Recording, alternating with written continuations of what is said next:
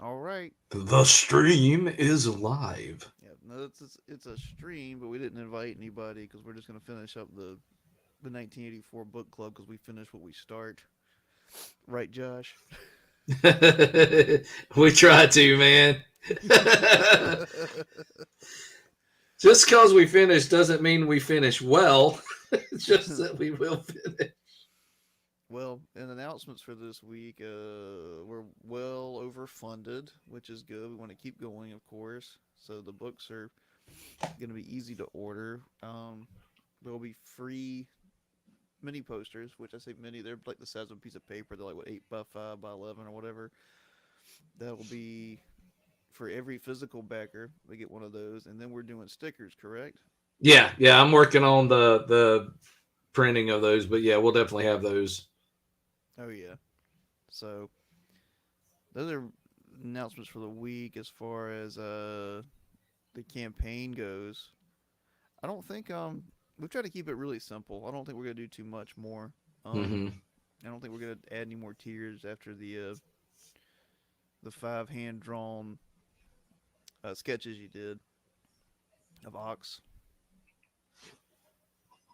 That's just that was one digital sketch that was it's Yeah, prints. It's not hand. It's yeah, not hand drawn art. It's a print of One that's Piece. fine. Yeah, One Piece.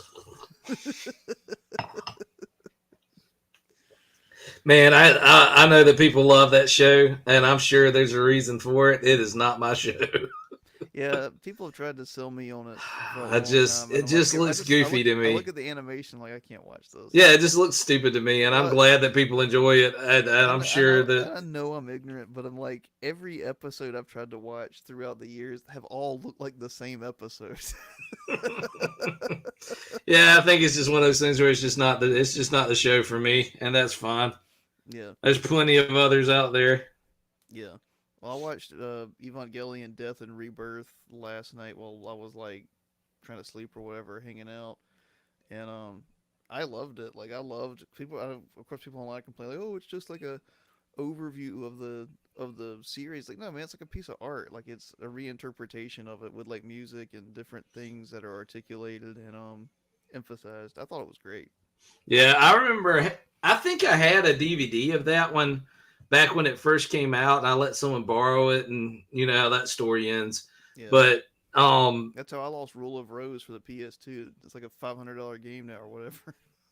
but the thing about that particular iteration, I know that's not what we're talking about tonight, but like when it came out, everybody was mad because they wanted something different. They wanted a new ending, and it doesn't really provide that. It starts to like it gives you The first half a hour or version whatever. of the Yeah, first half, and even that's different from what ended up being in the actual film of End of Evangelion. But man, yeah, it's a cool thing. I hadn't seen it in years. yeah. I love anything from that show. That's Yeah, my me too. that's my one like soy face Hmm. like franchise is Evangelion. If anybody just gets me anything from that, I'll gladly love it. Yep, yep, agreed. Yeah. Um. But yeah, we can jump right into it. Let's finish up 1984. Um. Sorry it's taken us this long. It's just we launched the campaign and pushed it super hard, and thank God we did. I mean, Well, and we did that in the middle of the holidays, which was a crazy time for doing it. But the fact is that everybody still came through. Like we were funded, we were above funded. We've already sent out some digital copies to people for review, and we're getting some very positive reviews. mm-hmm. So we're in a great place. We are very thankful for everyone who has backed us. And like Dan was saying, if you back the crowdfunding, if you back the Indiegogo campaign, you're going to get a couple of extra things that nobody else is going to have. So Yeah. that's pretty cool. Yeah, if you bought a physical copy with an address to mail you something, you're getting free stuff. Yep. Yep. We think that's just like the cool way to do things. Yep. Too tired to be clever. Um, so when we dropped off 1984 before we had done part one, and I'm not trying to rush, but I do think part two and three can be done together.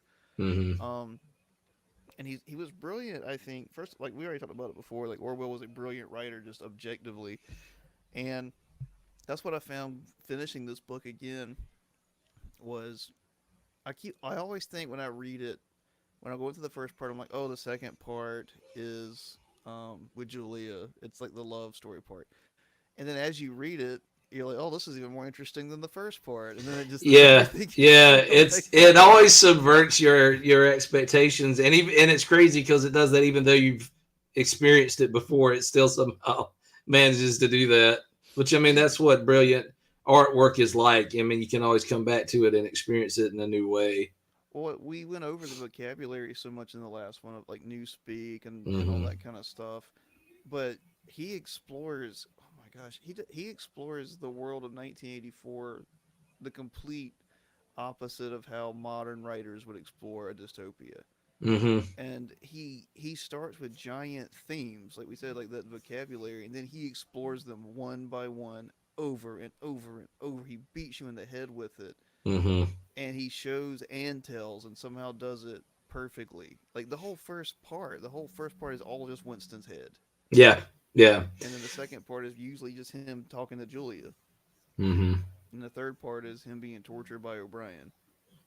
Well, and not to jump ahead too much, but I also love how ambiguous the ending can be. Like there is a clear answer to what is happening at the end of that book, but I know that as a young person, the first time I read 1984, when I was still like in middle school or whenever it was Mm-hmm. I wrote it or I read it, I remember at that point not being sure quite what to make of the ending. Mm-hmm. And then in subsequent years you read it again, you experience it again, and you realize, okay, this is what was happening there. Yeah. But one of the things about it that I love, and it's not just the ending, it's the whole book, but it doesn't hold your hand and spoon feed you the whole way through the book. um my wife and I were talking. We had somehow another Blade Runner had come up, and I was telling her about how the original, like theatrical version of Blade Mm-hmm. Runner, how the studio was really uncomfortable with how ambiguous the ending was, how ambiguous some of the ideas were. So they forced Ridley Scott to go in and record these monologues at the beginning and end, and make things super explicit that were subtle in the version he created.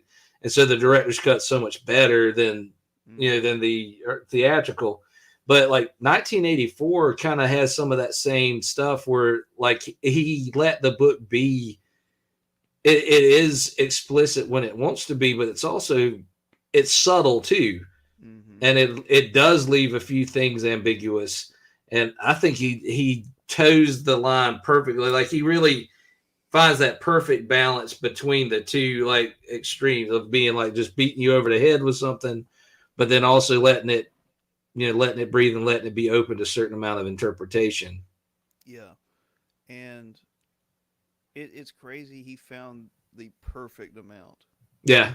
Yeah, that's what's so almost scary and terrifying about how good he is of a writer. Well, It that's intimidated me as a writer. Like, how did he do that? You know? well, and that's what also that's the hallmark of great satire. Mm-hmm. And not, as satire nowadays we think, oh, that means a parody, and it doesn't have to. Satire does not have to be funny. It can be, but you've done satire well when you do something like Orwell did here.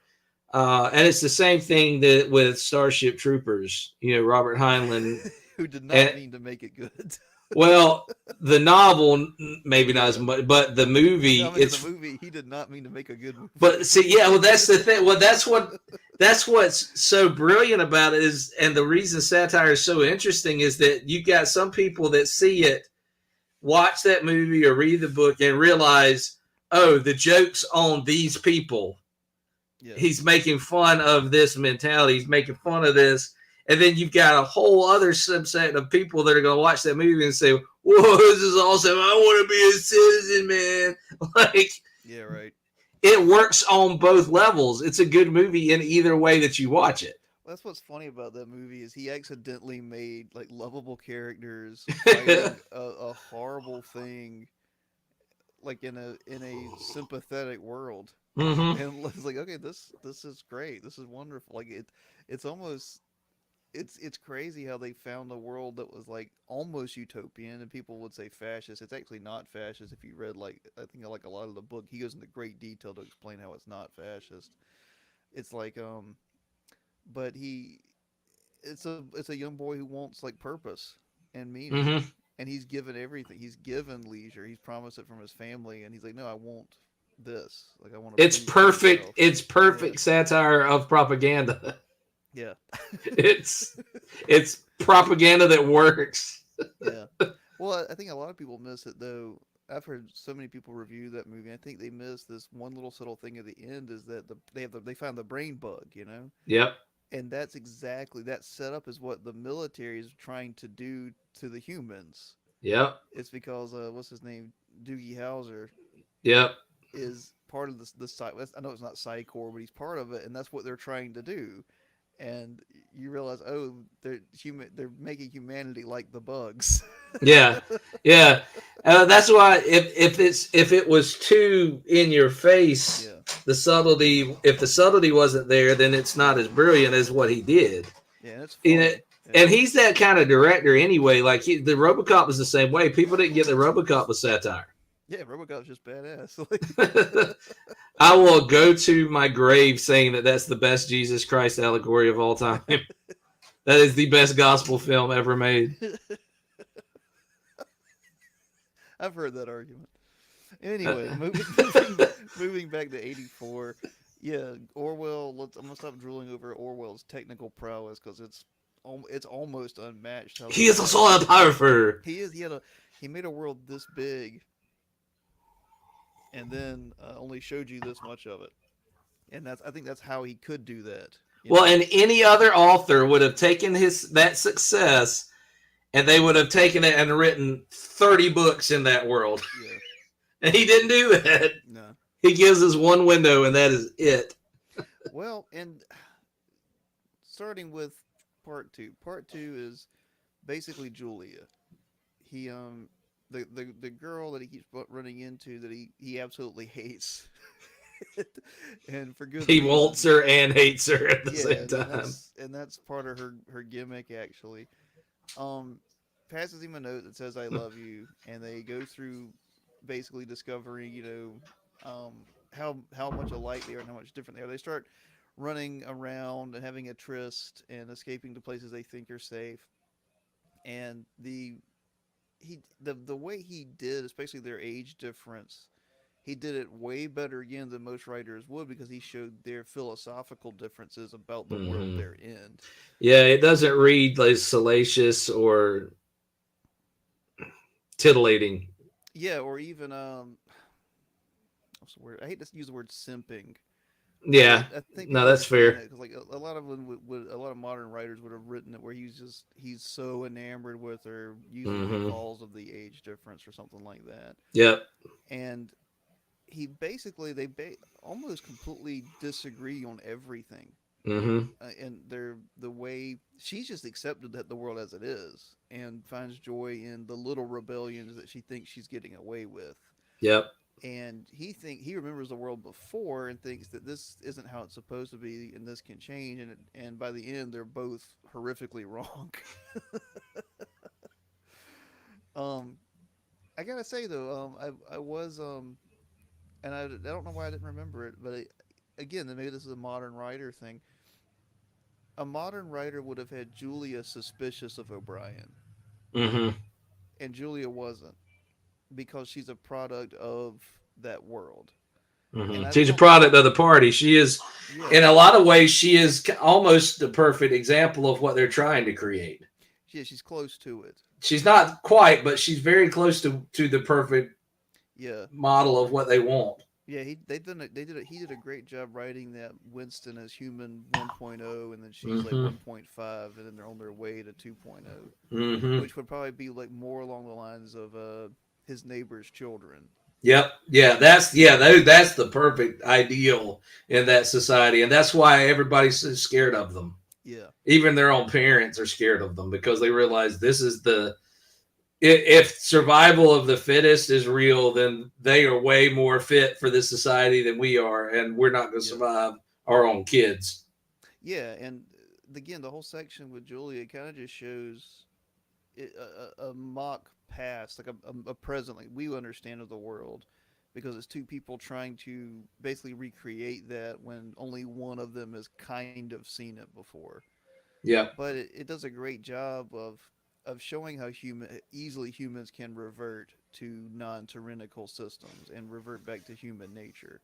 Mm-hmm. Um, and I don't want to get into the details. It's basically them talking and sleeping together, Yeah. and it's not gratuitous and it's not erotic. But it's that's basically chapter two or part two. But it's so fantastically written, and they meet up with O'Brien, who is another person. He's the other person that Winston talks about. Winston only really talks about two people that matter, and it's Julia and O'Brien.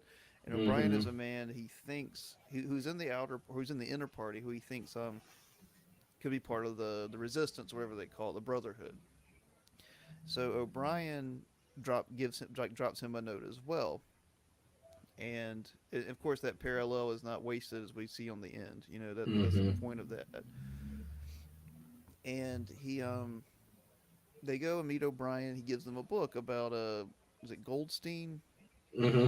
Goldstein's book for the Brotherhood, basically, which explains the rise of Big Brother in the party, and really breaks down. It's a huge info dump, but again, it's done so well because Winston's reading a book, and he only reads 2 chapters. Mm-hmm. And I remember as a kid, it seemed like a lot at the time because it's political. It's basically an evisceration of socialism. like, Yeah, pretty much. yeah, and when you're like 12, you're like, okay, you know. But that's the thing about this book is that yeah, it does get academic to some degree, but it's never so much that a kid couldn't read it Yeah, and then appreciate it more. It enriches as it ages for you. Like as you grow into that book, you experience it in new ways every single time you read it. Because and of wherever you're at in life, it affects you differently. well, it didn't bother me. In fact, I was so excited whenever he got to read the first part, and then he talks to Julia, who like kind of interrupts him. Um, I was like, I want to get back to him reading. Yeah. Like I don't 100% understand it, but it's Yeah. fascinating. And but I remember reading that as a kid, and that changed. Well, not changed because I didn't have any, but it really because I already had 2 parents that were history teachers, but it really gave me a deep insight because X-Men and stuff like that will give you an insight into like Nazi Germany. I can't say. I don't think if you can say the H word on YouTube. I honestly don't know if you can if you don't preface it. I think you'll get. I don't know if you'll get striked or if you'll get demonetized. I'm not worried about the second one, but like that's why I say that. Yeah. But the X-Men did a really good job with that. As far as like as a kid, this one did a really good job of showing the horrors of socialism and the problems with the ideology, and those chapters he reads really do a good job of that. Mm-hmm. So I think Orwell, again, by using a book, an in-world device, and doing it that way through a character, it didn't come off as preachy and it didn't come off as a soapbox.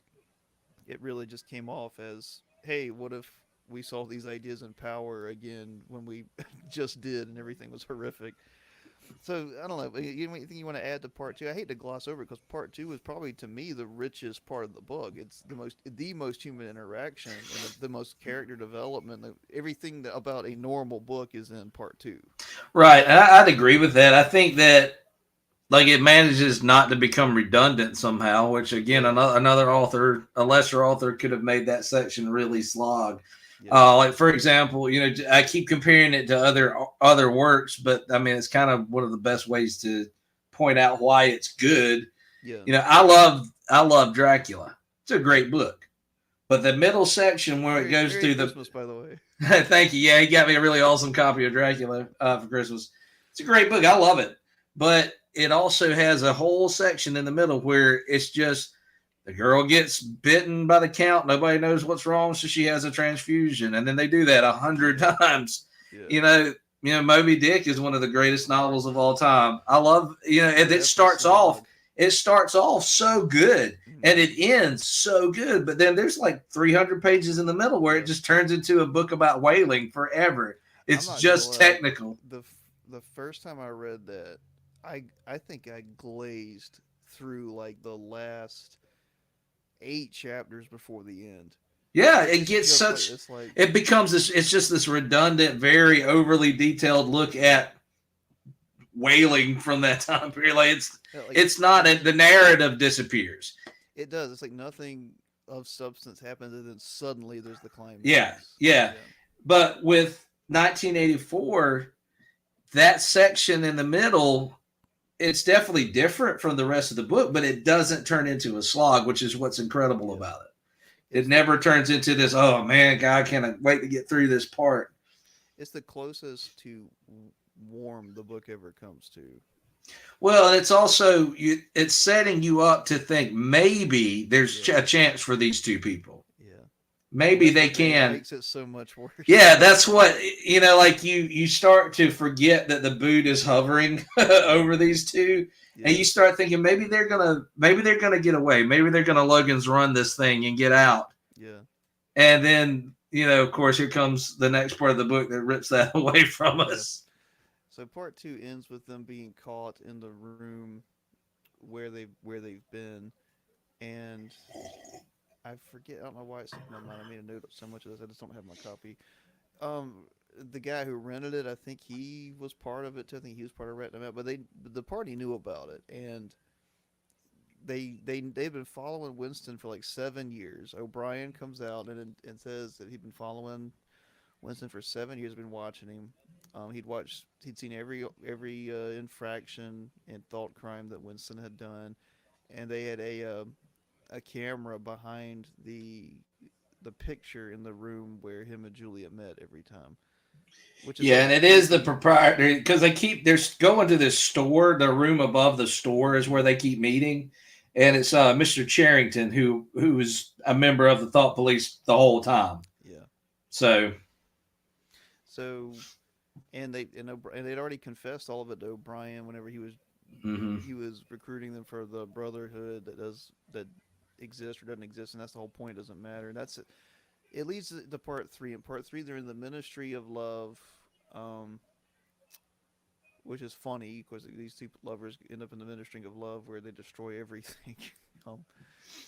We talked about that theme in the first part, that he loves to subvert the language and make everything the opposite. That's what Marxism does. Exactly.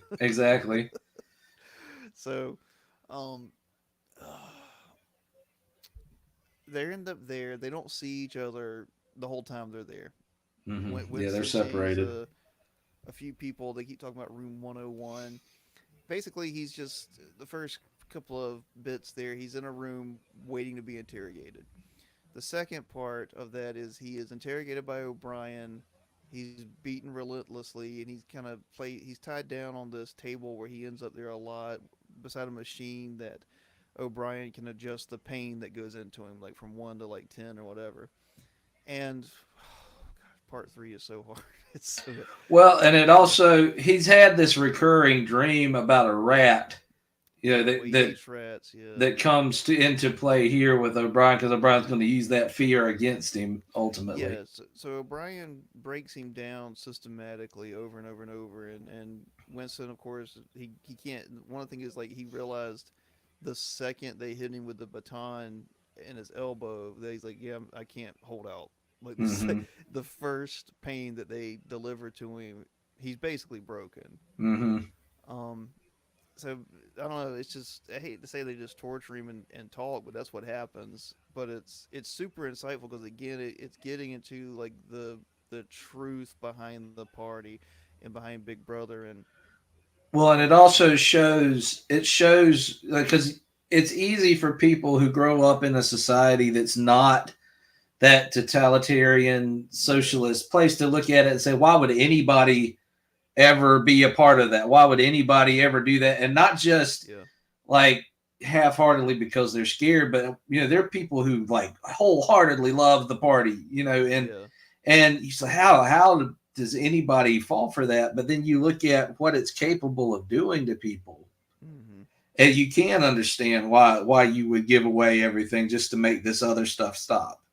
Well, what I was thinking the whole time, and I really think this is what Orwell was trying to do because O'Brien makes the point to say it. It's the revelation of the ideology of the party. It's honest utopianism, it's honest Marxism, it's honest fascism, honest Nazism, honest socialism, whatever. It's he just says like this is what we learned from those regimes, Mm-hmm. and they were always hiding behind some greater good. Well, Mm-hmm. basically they wouldn't admit that they didn't have the technology or the power to control to hold on to power. And part of the reason they couldn't hold on to power is because they wouldn't admit they just wanted power. Right. They did, but they wouldn't. They always had something else. And he basically explains to Winston that the party exists for power Yeah. and to have it and to never let it go and for it to be God. Yeah. And I think I don't know, man. I think even a lot of people that read that or read 19 don't get that because people still fall into those kind of crazy ideologies. Mm-hmm. When that's what's just so profound, of course, and then the very famous scene where O'Brien holds up four fingers and shocks Winston until he says he. It's not even until he says he sees five. Right. Until he basically says, "I don't know. You tell me." Yeah. Yeah. You Well, know? and see that scene, if we want to take this idea and Yeah. say, well, how has this book influenced other media and things like that? How's it been referenced? Because it's been referenced a lot. But my favorite, Correct. well, that's what I was about to say. That's my favorite piece of work that drew from this is an episode of Next Generation. It's the lights. Yeah, where Picard has been captured, and they're trying to do this same thing to him and break him down, and make him say that there's a different number of lights than are really there. And Gene Roddenberry, who was the creator of Star Trek, his whole idea was a utopian society that was the opposite of Yeah. socialism and stuff. So we have with Picard the ideal person who says that no matter what you do to me, you cannot break my will. With Winston, we see that as soon as you hurt me, most people crumble. Yeah. When the idea of being a rebellion and the illusion of safety in your rebellion of thinking that I've got a safe place, nobody sees me, and I'm getting away with this. Yeah. The moment that you put actual physical pain into the equation, most people are going to pull a Winston and say, I'll do whatever you want, just don't hurt me anymore. Well, and let's go off on that tangent and come back to it. Like government officials have said, like ex military dudes have said, torture doesn't work because it works. Yeah. And they'll say like every single person confesses to every single thing under pain. Like Yeah. the body can only handle so much. Yeah, you're not actually getting the truth. They're just yeah. telling you what they want, they think you want to hear. And that's one, other than like the humane reasons, that's one of the reasons they use to kind of outlaw torture. Whatever. They're like, look, 99% of the information isn't valuable. Yeah. Because people just say anything To make it stop. They just want you to stop hurting them. Yeah, so there's that as a fact of reality. But again, that's what O'Brien goes to. Like that's part of it. Like that's what O'Brien is trying to relay to him is that like it doesn't basically nothing matters except power. Mm-hmm. And you're gonna understand that, Winston. Like we're not trying to get truth from you because there is no truth. Yeah, it's the truth is what we tell you is the truth, and you're going to fall in line. And so you have this ultimately the threat of they're going to put this cage full of rats on him, his worst fear on his face, and it is Winston who says, "Don't do it to me, do it to Julia." Yeah, and that's what they were waiting for the entire time. Yeah, hurt somebody, hurt her. Yeah, hurt the person that I like. Yeah, and that shows you right out the gate that there's no actual love. Yeah. On his end for her. Well, he thought there was. He thought there was. Yeah, he thought there was. Yeah. But the fact that he offers her up and says, "Do it to her, don't do it to me." And there's a few things with that is he's not a. And there's a lot with that with Orwell, because Orwell Mm-hmm. was not a theist. I don't think. I don't know if he was a straight atheist or agnostic. I'm pretty sure he was an atheist. I'm not sure. I hadn't read anything about that Yeah. side of Well, his. the writing does reveal it, I think, because it is almost purely materialistic, and I'm not, Mm-hmm. and that's the only fault I would find with it. And I wouldn't consider the fault. I would consider that a difference of philosophies. Um, because in that moment, it's a great Christian idea. Is this you're looking for someone to sacrifice in your place, Mm-hmm. and without Christ, you throw the next person. Mm-hmm. You see what I'm saying? Yeah, and see, yeah, there's the Judeo-Christian mentality would say, well, just do this to me, but not to her. Well, I'm saying that, but I'm saying like But it yeah, would also say, yeah, there is someone to throw in that place for you that would take it. yeah, That you're yeah, not betraying yeah. him. That's Yeah, fair. Yeah, I see that what you're you're saying. appealing to. You're appealing to the betrayal that happened because of the fall of man. Right, Yeah. right. So, but what you just said too, like those two things, like both the lack of martyrdom and the lack of what's humility to Mm-hmm. Christ. Mm-hmm. Both of those things are not there, Mm-hmm. and I get why Orwell did that, because I mean that's like 99% of someone in that position, and like I'm not Oh talking, yeah. I wouldn't talk about being any different in that position. You know? No, well, I mean, there's most people would not say he's not my will, but thy will be done. Yeah, exactly. You know, No that's one could. Yeah, they would say let somebody else drink this cup. yeah, yeah, and with that, but I would recommend this. There's a book called The Anti-Humans. And I know the Martyr Made podcast did a like review and long talk about discussion of like the book and the idea, and whether you really care for his politics or not. I it, That was a fascinating episode. it is, and like I've seen some of the stuff on Twitter, and I don't agree 100% with the guy, so I'm not promoting his ideology. I don't care, but it's a wonderful podcast, especially that episode. Yeah, that He episode was great. he does really good work, especially that episode. But I would recommend that episode, and I would recommend the book because it goes into, and I wish I could remember what they were. I think they were Polish, but I could be wrong. Uh, like teenagers, basically, like young men that were like the heart of their community, and they were young. I think either Catholic or Orthodox. But anyway, they were young religious men who were taken by the communists for an experiment to prove that there is no soul, that a Mm-hmm. human being is nothing but meat and can be rewired. And they subject for 6 months. They subjected him to like the worst hell imaginable. Like you can't imagine stuff like this. Um, and many of them died. Many of them committed suicide. But the ones who came out and lived were completely unchanged on the inside, except for the better. And they actually had broken the communist thought, and the Mm-hmm. communists themselves had to admit it and be like, Mm-hmm. we couldn't break them. There's Mm-hmm. something there, and of course, I don't know. I think Orwell wrote this book well before that information came out. And a lot of stuff came out, but Mm-hmm. I would read those in tandem if I were someone who really wanted to study this. I would at least listen to that podcast, listen to that story, or read the cliff notes, or get a review of that book as you read part three. Yeah, because I mean, I think it's fair to say that Orwell has a pessimistic view of Well, he humanity. saw it. Well, he saw it. Yeah. Yeah, I mean, he'd witnessed that himself, so it's certainly understandable that that's the view he had. But I mean, you know, we said early on that Winston is our point of view character, but he's definitely not a hero. Yeah. He doesn't even Neither you can't could even be. really call him a protagonist. Well, and it's, I hate to say it, but we're kind of seeing the beginnings of this in our own world. It's the world without heroes, because heroes are killed. Heroes Hmm. are punished. If you do anything now, especially in public, slightly heroic, you're the one going to prison. Oh yeah, even if we have to invent something for you to have done. Hmm. And that's, I mean, but I mean, again, going back, that's what communism and socialism did to countries. They basically killed the heroes first. Hmm. Um, and I don't know, it's a fascinating book. In part three, I don't know, I get why you can do entire dissertation or you could do 4 years of college on this book. Yeah, You really easily. could. Um, you could do a doctor's thesis on it, especially just part three. Just the absolute. I don't know.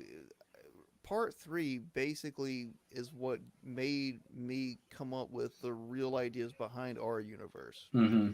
of the idea of power, what it is, and man's lust for it. Well, and we've all heard the phrase. Now it's been used so much now that I don't even know where it originated from. But the idea of absolute power corrupts absolutely. Hmm. I think we've all heard that. But what Orwell does is he actually shows us what that corruption looks like. Yeah, and the acceptance of the corruption, Yeah. and to and all it takes is to say there is no truth, there is no God.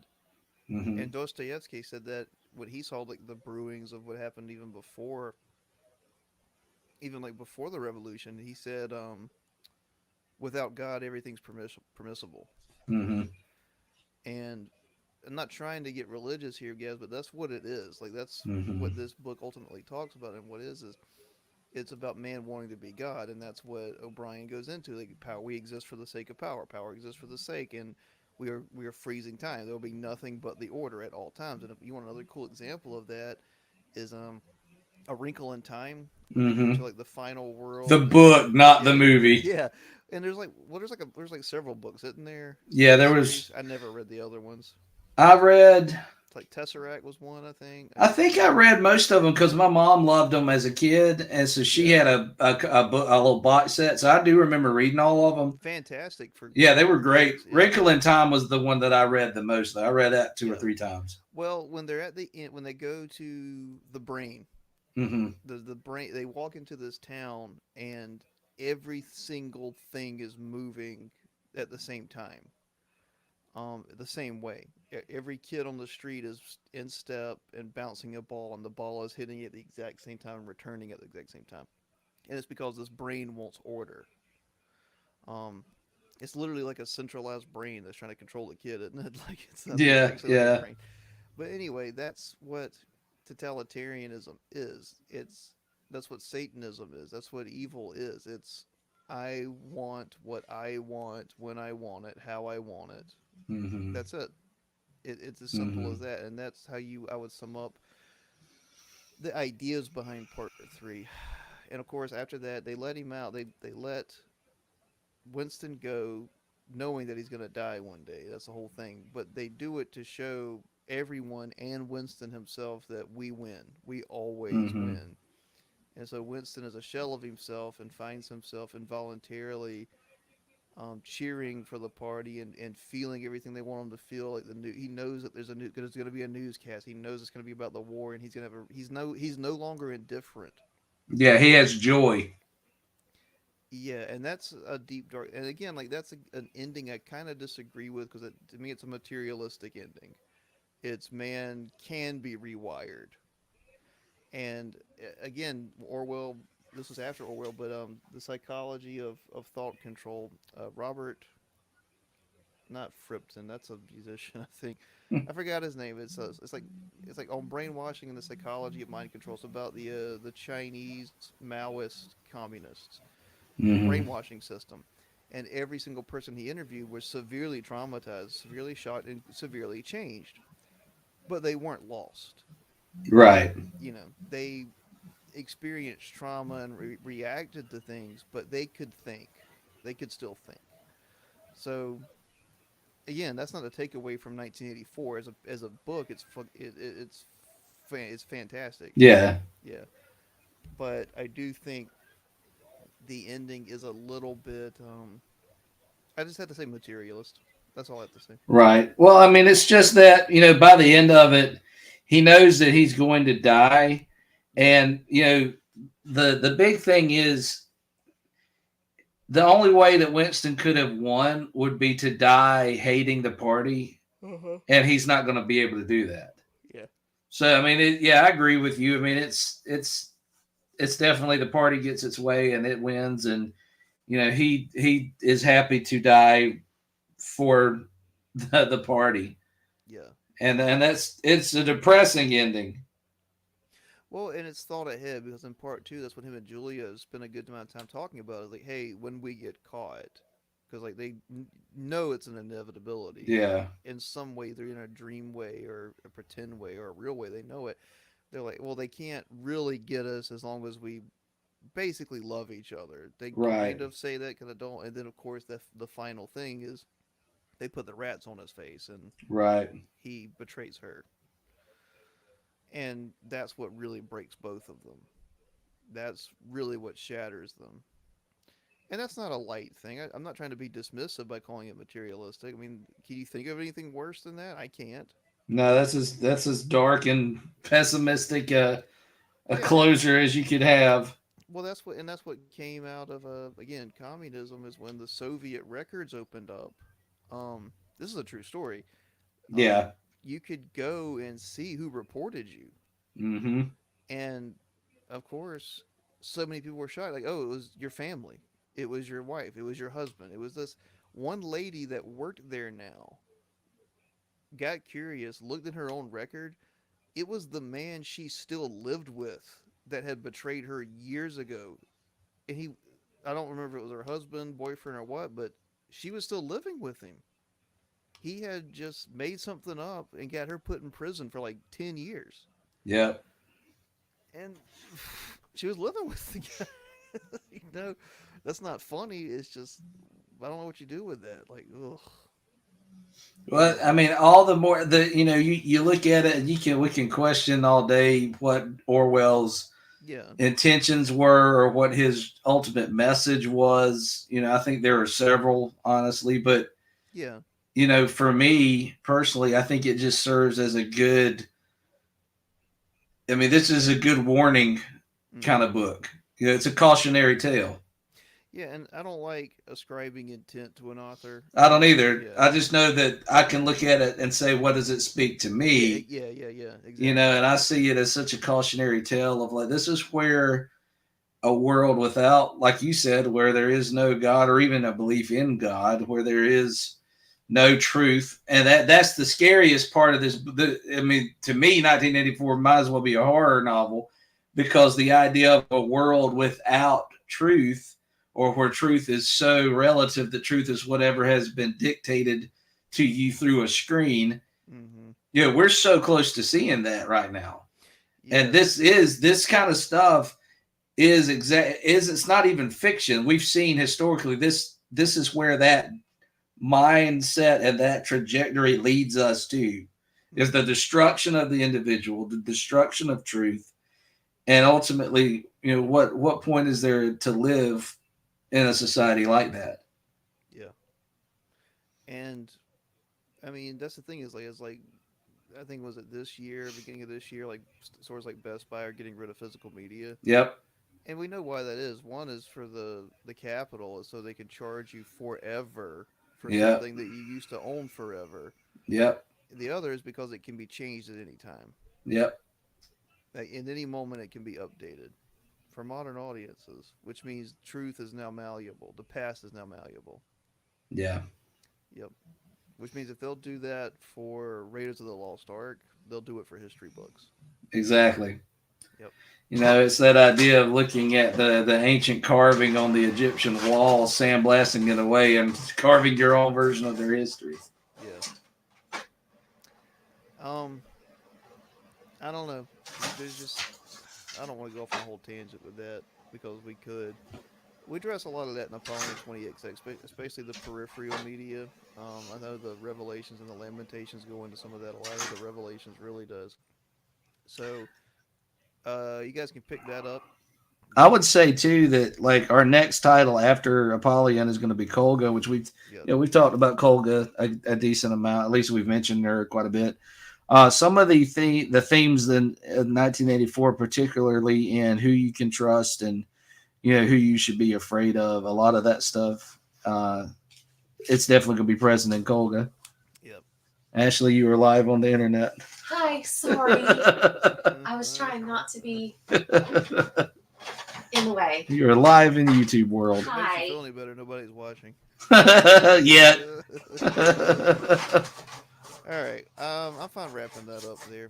Yeah, that's fine. If in the future if we got a request, wanted to do it again, I would love to go back through 1984 at greater detail. But anyway, our book is still on Indiegogo. It's Apollyon 20XX, Live Not by Lies. It's on Indiegogo.com. There'll be a link in the description below. And it's finished. 175 pages finished. It's funded, and all you can do now is get free stuff and cool add-ons for like $1. Yep. So buy it up and and join the Godfo universe. You got anything you want to add, Josh? No, the only thing I would say is, I was thinking about this sort of dystopian fiction stuff, particularly the Soviet angle and all that. If you enjoyed 1984 and you'd like to read something that's similar, definitely not exactly the same, but this is from a Russian author, and it is a science fiction type storyline. If you've never read Roadside Picnic, I think it came out back in the 70s. It's another really interesting kind of dark Soviet book that maybe scratch the same itch. Yep. Now, I meant to mention this. When you're talking about how hard it is for someone not in that world to understand it, that's exactly what Ayn Rand said to like Congress. Mm-hmm. Literally, she said, she said, I'm not going to describe it to you. You're not going to understand it. Yeah, You're it's not- beyond you. you. You don't know what it's like to have zero freedom, like Yep. at all. So, yep, I would recommend her stuff. That's another good. At least Anthem. Everybody should read Ayn Rand's Anthem. It's a very short read. It's probably her best written book, I think. I mean, I didn't mind what I read of Atlas Shrugged. I didn't finish it. I need to. I don't know. I didn't think she was a bad writer. I think No, she wasn't a bad writer at all. I think people have a problem with her. She does start with an ideological idea and work to it. It doesn't explore and. That's her prerogative, though. There's nothing Yeah. wrong with that approach. No, there's not. But I think people rip her because they disagreed with her because the academic left didn't like her. That probably makes me like her more. Yeah, it's somebody described her well as that Ayn Rand didn't have she didn't have the best answers, but she had the best questions. I like that. She asked questions that no one else would ask, even if Yeah, she that's couldn't cool. solve them. Yeah. So, I would recommend Anthem. I would recommend We. Just search We novel. I can never pronounce that guy's name. He was a Russian novelist who also sort of. This is a whole topic we could get into. Dystopia came from communism, guys. People witnessed communism, and that's where the dystopian novel came from, literally. And it was a response to the utopian novels that were coming out of early socialists and stuff in the late 19th century. Mm-hmm. But there's another one. There's one more that's from that same era. It's We, Anthem, 1984. I can't remember it. Was it Fahrenheit 9/11? Kind of, isn't that what it's called? No, it's called Fahrenheit 451. Not Fahrenheit 9/11. That's the Michael Moore movie. There you go. That sucks too. Yeah, I think Fahrenheit 451 is kind of like that. That's a good one I think to get started with. I think that's especially for like younger kids. That's a really good one. That one's almost like an anime when you read it. It's Yeah, like an anime. yeah. But I can't remember. It doesn't matter. Anyway, I'm not gonna marble on anymore. But yeah, check those out. Check out our campaign. Like I said, all you can do now is get free stuff and cheap stuff on top of probably the best prices you're gonna find in comics right now. Yep. All right. If that's it for you, Josh, I'm gonna sign off. Sounds good. Catch y'all next time. Peace.